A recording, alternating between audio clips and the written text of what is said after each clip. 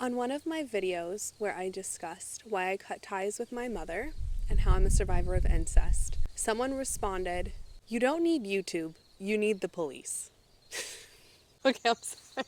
It was very sweet, but also spoke to how I wish I was living in that person's reality. The person who believes that someone has been sexually abused and that the police are going to do something, I envy that person. I do. I would love to live in that world of justice where if somebody does something wrong, you just pick up the phone and it's done. It's a beautiful idea, and I believe that a lot of police have very admirable intentions. I know some do not. I believe that there are also some good ones out there. The reality is, for survivors, justice usually looks different. We have to compromise on what that looks like. Society feels like if you don't put the perpetrator in prison, then it's a failure. They feel that it's the victim's fault if that person abuses again. That the only way that a survivor can heal is if the person is in prison. I'm here to tell you that ain't reality. Side note, 98% of perpetrators walk free. Here's what justice looked like for me. So I think my mother met my stepfather around when I was 3 or 4, and then they got married and moved when I was 5. And that's when I remember the sexual abuse really happening. The grooming was definitely happening before then, but the actual abuse I remember happening at 5. And then that happened until I was 15. That's when I built up the courage to say something to my mother, and she said, "Never talk about this." She swept it under the rug. I confronted her again when I was 25 years old, and she said the same thing basically, sided with him, said that he needed help, denied it, said that he didn't do anything wrong, said it was the babysitter. Meanwhile, she knew the whole time, and she had enabled him. By that time, the statute of limitations had passed. I was 25 years old, and there was no filing that could be done. The system is rigged against victims. It really is. Most times, it takes a victim decades, 10 years, 15 years, 20 years, to come out and say something, to have the kind of courage that it takes to speak. And you're expecting a child to tell someone within a 7-year period. It took everything in me to tell my mother, and she denied me my truth. She covered up the abuse. Why was I supposed to believe that at 15 that some police officer or some teacher or other parent was going to help me? You know, I considered telling an uncle, but again, I thought if my own mom doesn't believe me, if my own mother is saying to bury this, why would I tell anybody? I also knew enough about the system that at least it was a devil that I knew, and that I had money. I was very aware of money at a very young age because when I was young, we had so little. My mother was a single mom. My father struggled with his own addictions. He left us very young. My mom was working multiple jobs. I'm talking 7 or 8. We were renting all these places. They were gross. They were covered in cat pee. It was rough. We didn't have anything. And then all of a sudden, the stepdad, MD, PhD, comes and rescues us. And we have money. I had my own room. I had my own bathroom. Like, it was a mansion, okay? It was a mansion. And I was aware of that. And I knew that if I was put into the system, it might be worse. I might have a devil that I don't know, and no money, and no way to get out. So I shut my mouth, and I protected myself. I literally barricaded my room every night. I surrounded myself with guy friends. I brought them home every night. Like, I rolled deep. I had 4 to 5 guy friends with me, which that's going to be another video, okay? If there's a woman, if there's a young teenage girl, and she is surrounded by men, she's probably been sexually abused. That's a hot take. I stand behind it, okay? I stand behind it. I did all of the things to protect myself until I turned 18, and then I essentially made my stepdad pay for my education. I got half scholarship, but there's no way that I could afford it, and I would still be paying for it to this day. So that's what I did. He paid for my college. That's a form of justice, getting a college education. I think about that with Epstein survivors and how and why they aren't talking. Many of them went into plea agreements where they at least got money. These girls came from very difficult environments where they had no money and they had men preying on them that were in positions of power. And if they went and said something, these men with all this money were just going to get away with it. They have the money, they have the power, they have the connections. The lawyer knows what to say, they know how to get people off the hook. The best chance that these girls had was money. That was the only way that they could get out. And that was a form of justice for them. And in return, a lot of them have been silenced. And I think that's another reason why a lot of these women haven't come forward, is because people in positions of power knew that they had to pay them off. And I don't judge those women one bit, because the system has failed them. The system will continue to fail them. They needed to get out. And the only way to get out is money.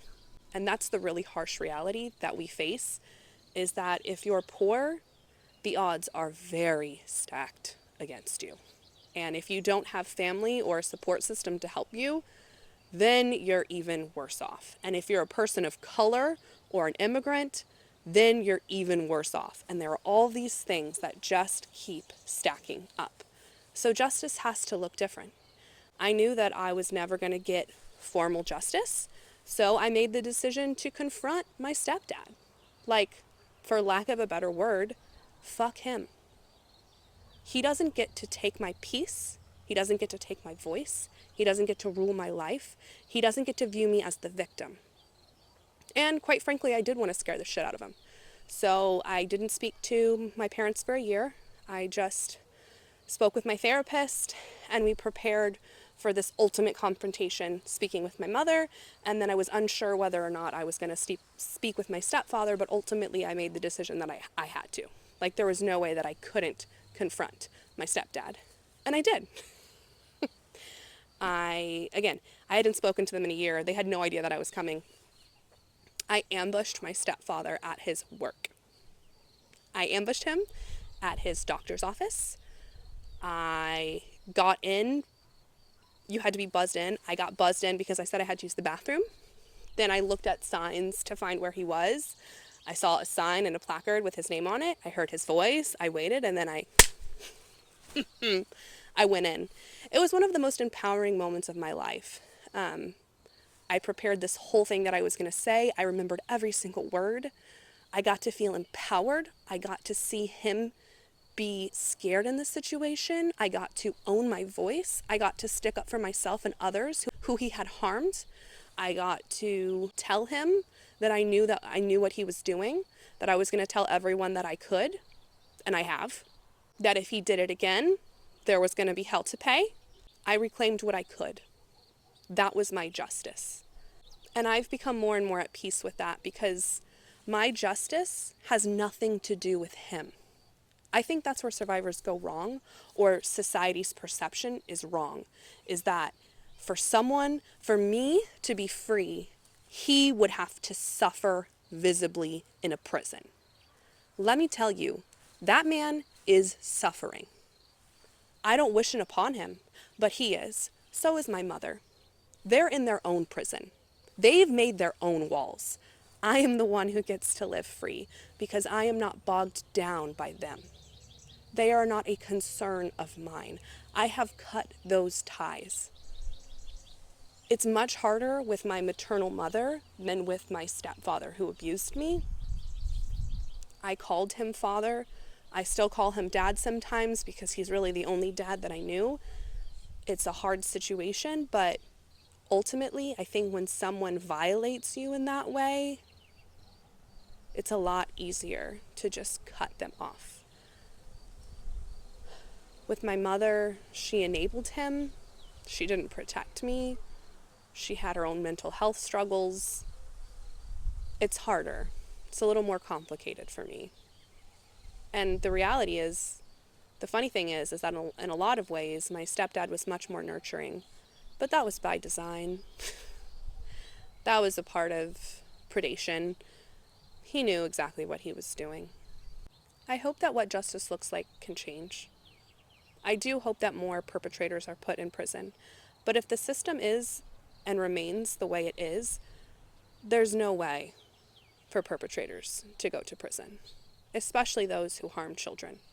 you're just asking too much of kids and young adults to come forward and go to the police and expect anything to happen. And that's the harsh, harsh truth. What I hope that people know moving forward is that it's not the victim's job to lock up the bad guy. If somebody's been abused, their job is to heal their trauma and to take care of themselves. Some people speak, some people go to the police.